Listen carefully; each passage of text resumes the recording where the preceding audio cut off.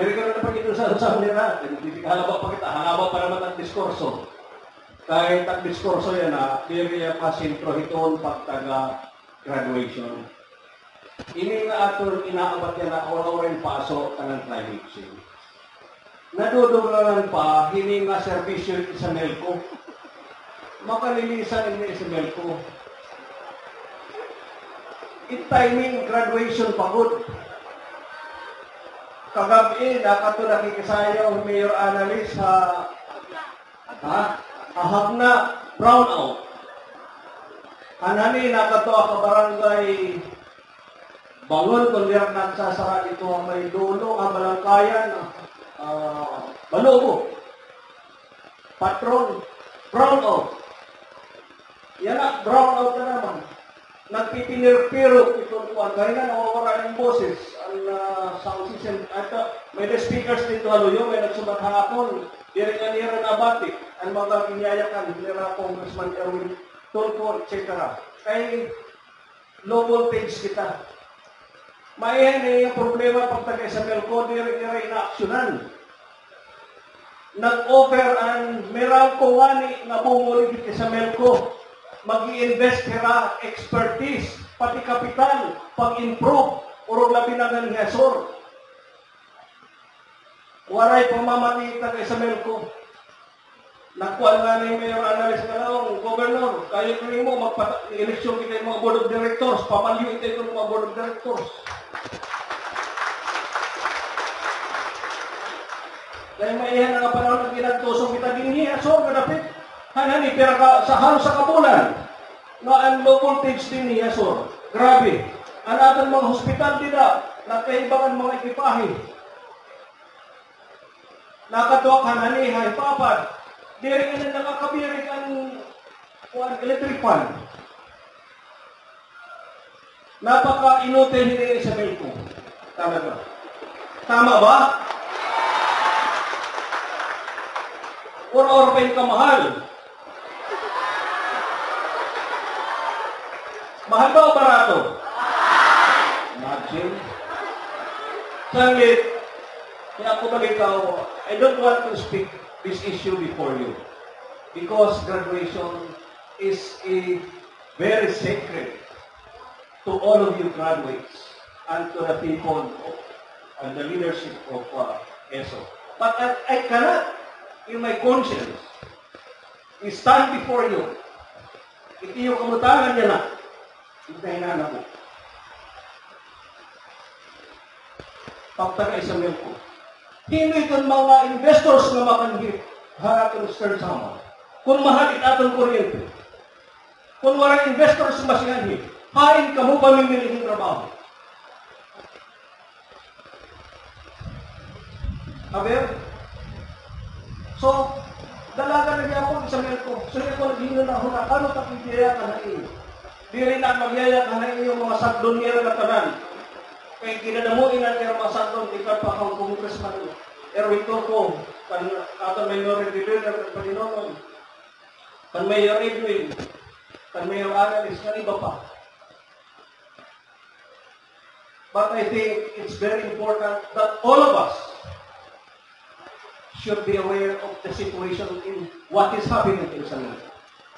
I cannot, in conscience, keep silent on this issue.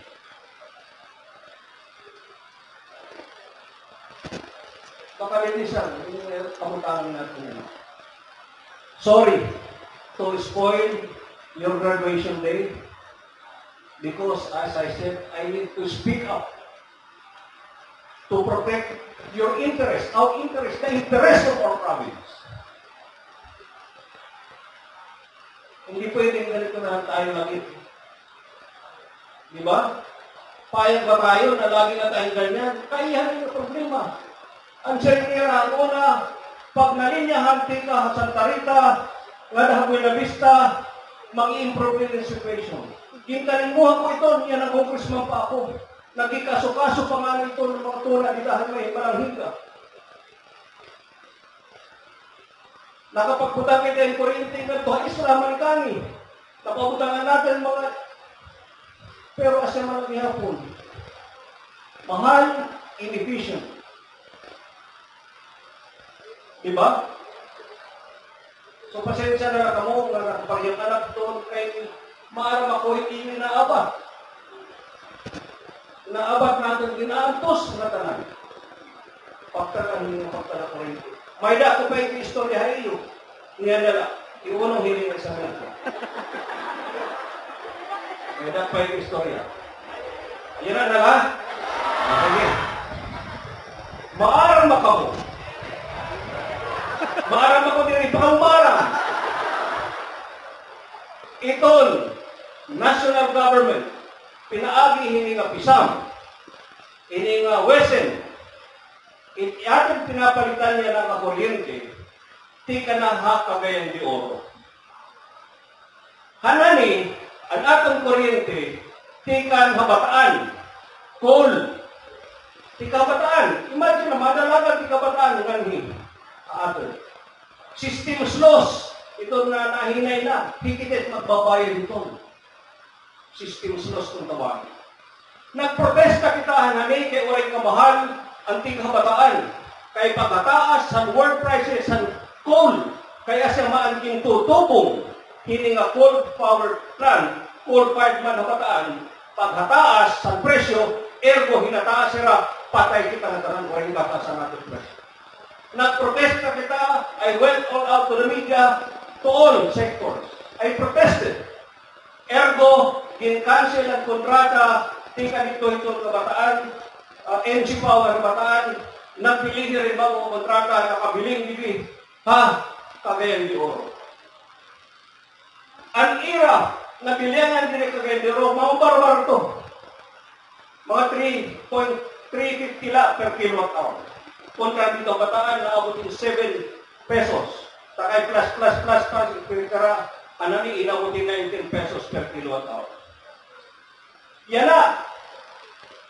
May bago, mo pa yan ang mamakit natin minority leader. I think I am asking, urging, and appealing to him to take this up in Congress.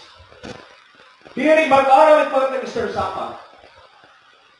Ngayon itong wesen, na-charge in additional more or less 3 pesos per kilowatt hour. Ano yung charge? Rental fee. Hit linya nga inaagian, hit kuryente, tikan dito, Cagayan de Oro, nganya aton. That is in addition to the transmission fee. That is legal. Laging babayaran natin transmission, pagka-transmit, inaagian. May napapag-o, rental fee. More or less 3 pesos. Nahingangay nito, pinapasa aton. Nahingangay nito, may daato hawese, may daato sa kumpanya, asya itinabulsa. That is in addition to the regular charges of generation charge, systems loss, transmission charge, etc. etc. May bago nila amot kung anay titon, bill nga rental fee, bangin direct taon. Pero mga tagay sa Melco, maaraw ni ngani direct sa Melco, pati iba mga cooperative sa region. Itpakian, kay ano, naging susugat kita ito. Pobre na kita ang region, pobre na kita ang probinsya. Diri pa ma-open ng servisyo. Tapos sa taas pa itong charges. Yan ang sinatawag na napakasakit, Kuya Eric. Yan ang napakasakit. Sanglit, grabe akong hinalakit hindi ang pagtaga-kuryente. We can only do so much. Pero sana, pamatiyan kita itong national government, at pamatiyan niwa itong mga tagay sa Melco, na maging open hera in mga bagong mga investors, mga bagong mga ideas, na magpapadalagan itong sa Melco. Para naman lang kita makatagamtam in maupay-upay na servisyo ko rin. Ano, message pakit ka ng graduation? Ayaw na lang. Ako na lang, inisiri na iyo, again, congratulations, ay yung mga graduates. Mara makuha ninyo tagsa-tagsa na ginagian. Dire harumamay ang iyong ginagian, yung mga kaganak. Hindi pasok na ka mo yung Lunes, waray niyo balon. May na niyo project, waray niyo paralit yung project. Diba? Diba naka-experience ka mo ito? Natanan ka mo ito na-experience. Diri pag ninyo sa inyo, kamaturan ito. So yan ay problema pa ninyo, pagka-graduate ninyo, ano yung ilang problema? Uyab? Trabaho. Anong gagawin natin kung Palibanan? Sabi ni Mayor Annalise, tutulong daw siya mabigyan ng magandang trabaho. Sabi ko pa, aeromet ba, di ngayon ko, Balitaw. Kapitolyo. Literal nila. Balitaw. Mas swerte ka mo, tayo may dana ni Armas. Gamitin kayo Armas, na iyo, na-acquire, nakuha din niya eso. Gamitin niyo. Ayaw ka mo, so surrender. Bisan ano, di ako, anak ang ginadman. Accountancy. Di kong Erwin, ang ginadman. Business administration. Nangyay kami. Magtupad kami kong Erwin, writer kami ng campus organ, na UE. Weekly ang amon, kalaban namin, ulit dyan na UP. Weekly. Kami lang doon student newspaper na weekly. Nagwa, parang daryo. Writer kami pareho kay kong Erwin. Magkaroon kami. Pag trauma namin ng college, nagkaupad pa kami ng trabaho. Writer, Hamalaya. Natupad kami. Di ako police reporter, di ako political reporter. Katima, binalin niya ABS-CBN. Naging broadcaster. Di ako, kay hindi ma-bulati. Para, dinibili ang pagiging writer. So, ito na yung inadadman, Armas at niyo. Not necessarily nga graduate kayo sugahini, master kayo sugahini, mag-focus ka lang ito. Kung may na mga opportunities, ibo pag kita, kaya ni mo, pasukin na yan. Huwag kang, kasi may dakuan, ginadman ko yun, pero di rin pa rin nasa puso. Kung any opportunity, you grab it, you hold your skill, pagpakitang gilas, upaya trabaho, you will survive. In the meantime, may na natin programa, Kapitolyo, itong mga magre-review in board exams, nahatag Kapitolyo in subsidy 5,000. So, pag-apply na ka mo. Hindi nga siguro, kan ma'am kuhaan natin scholars, coordinator. Anong jari? Ano din yung jari? Pag-apply na lang ako, bahay man lang ako maka-avail, iawag na ito ng 5,000, hindi pag-review, makabulig hinduti. So, ang mga scholars din, mga BP scholars, mga IPP scholars, congratulations. Nandito mga tanan, congratulations. Mga nanay, tatay, congratulations sa iyo mga tanan. Taluwas na kamuhini na iyong mga anak. Ay nakamanay pag-uuyab, ay nakamanay pag-aasawa. Asa na inundumit niyo, ay nakamanay pag-uuyab, ay naanay kang pag-aasawa. Pag-asawa nga rin ka mo, pag-asawa ka mo may trabaho, it may not is IS or SSS para makapag-loan kang direksyon. Okay? So in the meantime, ayaw laanay ka mo ito. Pagbiliin ka mo yung trabaho, kan pagpakitang gilas, hindi makatrabaho ka mo.